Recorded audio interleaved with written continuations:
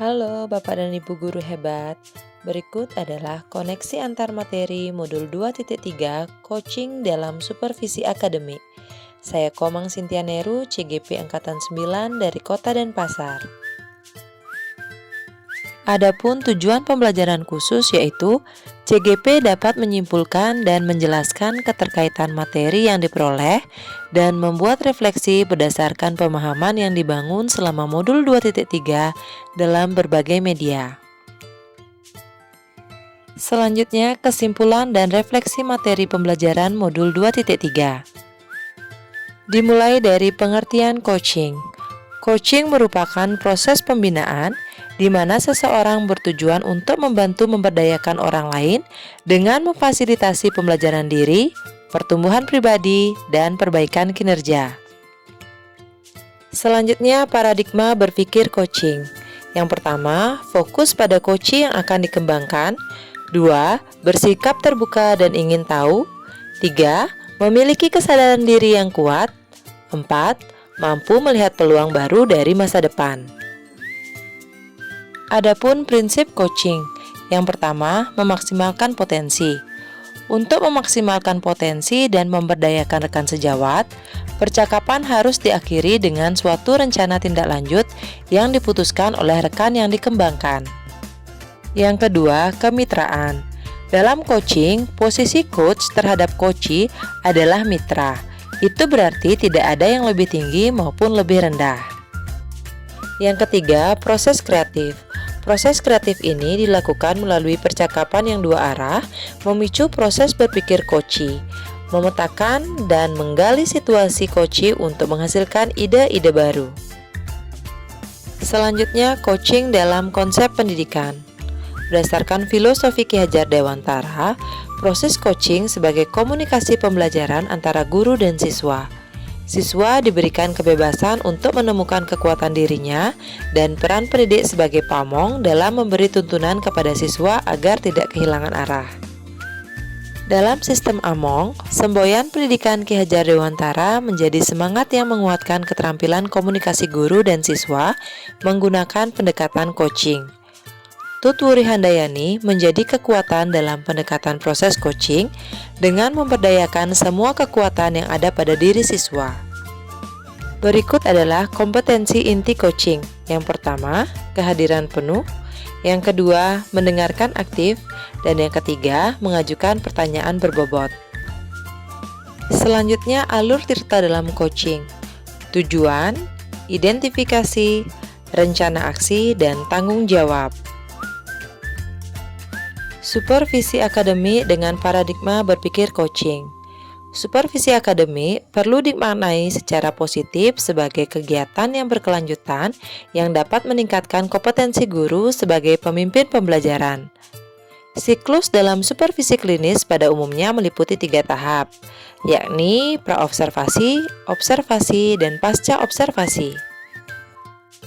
Selanjutnya, pemikiran reflektif terkait pengalaman belajar. Pengalaman atau materi pembelajaran yang baru saja diperoleh. Dalam mempelajari modul 2.3 ini, saya mendapatkan pemahaman baru tentang supervisi akademik, di mana supervisi akademik ini bertujuan untuk pengembangan kompetensi diri dalam setiap pendidik di sekolah.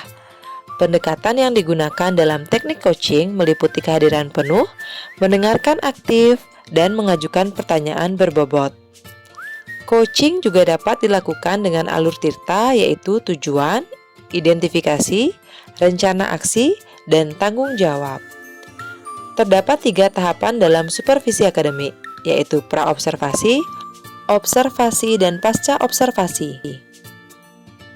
Emosi-emosi yang dirasakan terkait pengalaman belajar. Yang pertama, khawatir. Muncul rasa khawatir tidak mampu memahami dan mengimplementasikan materi dalam modul ini. Yang kedua, tertantang. Setelah mempelajari materi mulai dari eksplorasi konsep, saya mulai tertantang untuk mempelajari materi dalam modul ini lebih dalam. Yang ketiga adalah optimis. Saya yakin dan optimis dapat memahami dan mengimplementasikan materi yang ada pada modul ini. Apa yang sudah baik berkaitan dengan keterlibatan diri dalam proses belajar? yang sudah baik berkaitan dengan keterlibatan diri dalam proses belajar, saya dapat berkolaborasi dengan rekan-rekan CGP saat mempraktikkan proses coaching menggunakan alur Tirta sesuai dengan prinsip coaching dalam ruang kolaborasi, dan pada saat demonstrasi kontekstual baik ketika berperan sebagai coach, coachee, maupun supervisor. Apa yang perlu diperbaiki terkait dengan keterlibatan diri dalam proses belajar? Yang perlu diperbaiki terkait dengan keterlibatan diri dalam proses belajar adalah kemampuan untuk mengajukan pertanyaan berbobot agar dapat menggali informasi permasalahan pada diri coachee sehingga dapat menemukan solusi atas permasalahan yang dihadapi. Selanjutnya, keterkaitan terhadap kompetensi dan kematangan diri pribadi. Dalam mempelajari modul 2.3 tentang coaching untuk supervisi akademik, kompetensi dan kematangan diri mulai berkembang.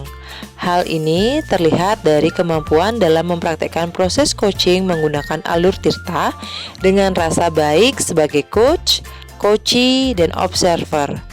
Saat kegiatan coaching, saya harus dapat mengendalikan diri dari perasaan atau emosi sehingga memunculkan kematangan berpikir dan dapat menjadi pendengar yang aktif, hadir secara seutuhnya untuk dapat mengajukan pertanyaan-pertanyaan berbobot. Selanjutnya, analisis untuk implementasi dalam konteks CGP. Memunculkan pertanyaan kritis yang berhubungan dengan konsep materi dan menggalinya lebih jauh. Pertanyaan yang muncul adalah bagaimana proses coaching sebagai kompetensi yang dapat membangun kemitraan. Salah satu kata kunci yang terdapat di definisi coaching berbasiskan ICF adalah kemitraan dengan klien. Ini artinya dalam proses coaching mesti dilandasi oleh kesetaraan antara coach dan coachee. Tidak ada yang lebih berkuasa dalam prosesnya. Kemitraan dalam proses coaching dapat terbangun dan membuka peluang akselerasi kesadaran dan mendorong tindakan aksi ketika dilandasi rasa percaya coachee kepada coach. Mengolah materi yang dipelajari dengan pemikiran pribadi sehingga tergali wawasan baru.